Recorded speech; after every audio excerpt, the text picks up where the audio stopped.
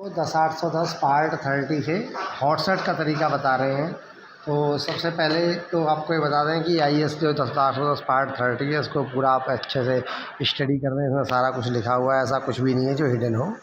और ये डंबल हमने ले लिया है, डंबल का सैंपल है। इसमें 20 mm पे हमने मार्क लाइन लगा ली है।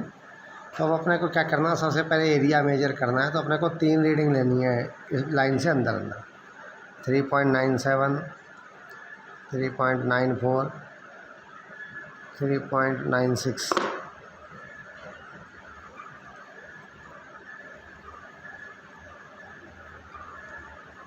ऐसे ही थिकनेस की 3 रीडिंग लेनी है मेरे को। 1.66, 1.79, 1.72।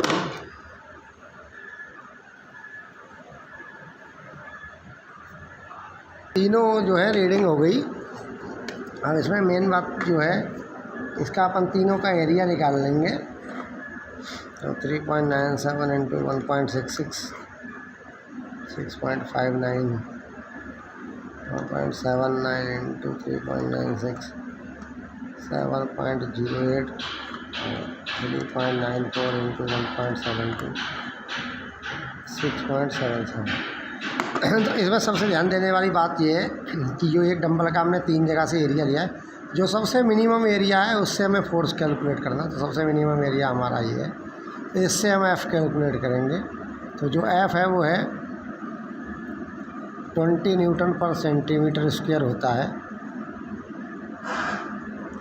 तो इसको हम न्यूटन में अब जनरली जो हमारे पास वेट रहते हैं वो ग्राम में रहते हैं, तो हम इसको कन्वर्ट कर लेंगे।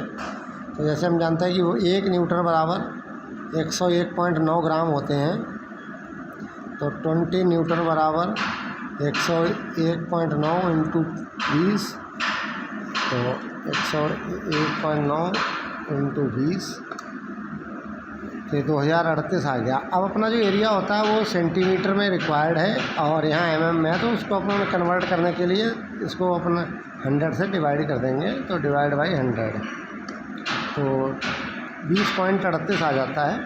जनरली लोग जो है 20.38 को कोफिशिएंट फैक्टर मान लेते हैं, तो इस तरीके से हम कह सकते हैं इसको। तो अपने को जो कैलकुलेशन करनी है वो 6.59 इंटू 20.38, ये जो है फिक्स हो गया। ये हमेशा काम आएगा, चाहे एरिया जितना भी है उसको इससे अपने को मल्टीपल करना है, तो ग्राम में वेट आ जाएगा।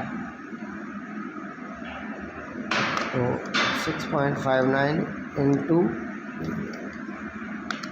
तो ये हमारा जो वेट आया 134.3 ग्राम आ गया ये सैंपल का। तो इसमें हम राउंड ऑफ कर सकते हैं वेट को। जैसे अब मैं आप एग्जांपल करूँ कि 134.3 है, तो इसको अपन 135 कर सकते हैं। या जैसे कि ये अगर वेट 131 आता तो 130 भी कर सकते हैं। अगर वेट अवेलेबल हैं तो एक्चुअल भी लगा सकते हैं, ऐसा कुछ नहीं है।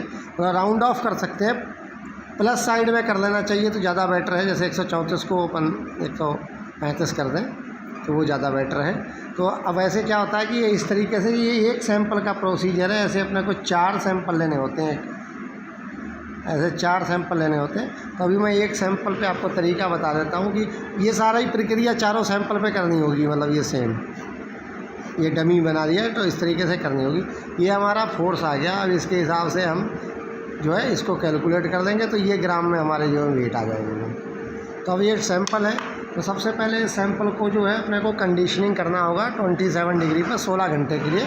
तो वो मैं आपको एक पॉइंट बस डमी रख के दिखा देता हूँ। अभी 16 घंटे तो नहीं कर पाएंगे। चैम्बर है 27 की है, 28 प्लस माइनस 2 होता है, तो 28 पे है। तो इस तरीके से इसमें अपन 16 घंटे के लिए रख देंगे यहाँ पे ऐसे। अभी तो मैं खाली आपको बता रहा हूँ, एक एग्जांपल दे रहा हूँ। अभी कोई रख नहीं रहा ऐसा, क्योंकि फिर टाइम बहुत लग जाएगा। अब ले जाके हम उसमें लगा देंगे कस। तो ये हमने एक कस लिया है इसमें। ये हुक होता है ऊपर का, अपर और नीचे। और ये ध्यान रखिए, ये वज़न हमारा आया था ना 135 ग्राम, वो ये नीचे का इसका लोअर हुक और ये हैंगर वगैरह सारा कंबाइंड होगा। तो जनरली लोग इसको ढक्कन खोल के लगाते हैं, तो थोड़ा सेफ्टी की अपेक्षा अगर टेम्परेचर का हिसाब रखें तो अपन इस तरीके से इसको करें। और वैसे थोड़ी सी इसकी हाइट ज़्यादा है तो वैसे एडजस्ट कर सकते हैं। तो इस तरीके से अपन पुराना निकाल लेंगे और नया लगा देंगे इसके अंदर। ये लग गया, तो ये इसमें लगा हुआ है। तो ये इधर हमारा टेम्परेचर अभी थोड़ा डाउन हुआ है 2 डिग्री।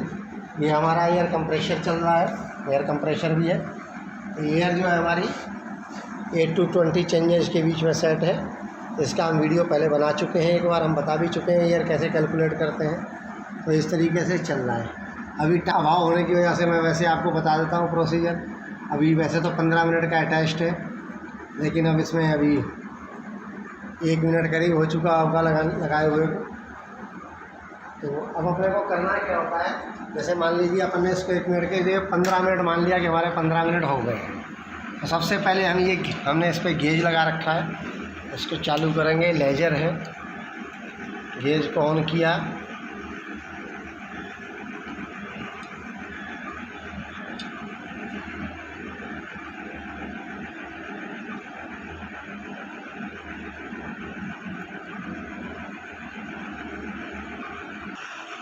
करीब 5 मिनट हो गए। तो अपने क्या किया, ये देखिए लेजर है, लेजर को अपन ने नीचे वाले एंड पे सेट कर दिया जहाँ तक वो बढ़ा है, और उसके बाद उसको हमने यहाँ से 0 कर दिया। अब हम इसको ऊपर ले जाएंगे।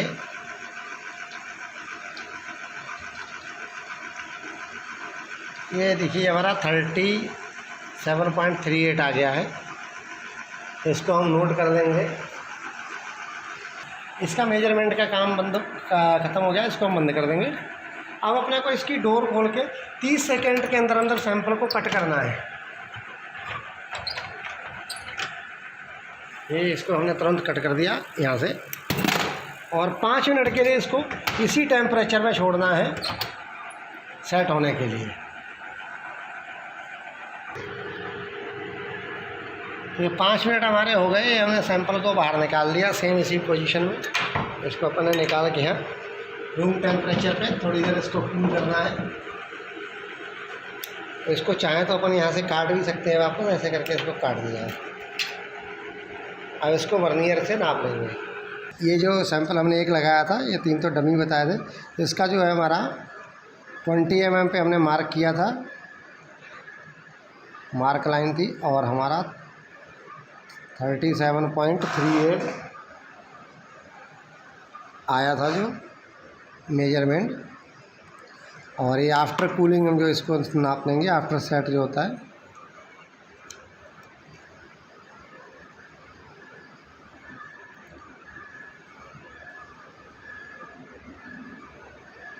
(21.25) आया है। जो अपने को कैलकुलेशन करनी है L2 - L1 अपॉन L1, तो 37.38 -20 / 20 × 100। तो अंडर लोड जो एलंगेशन आई है वो तो 86.9 आई है, और आफ्टर सेट जो आई है वो है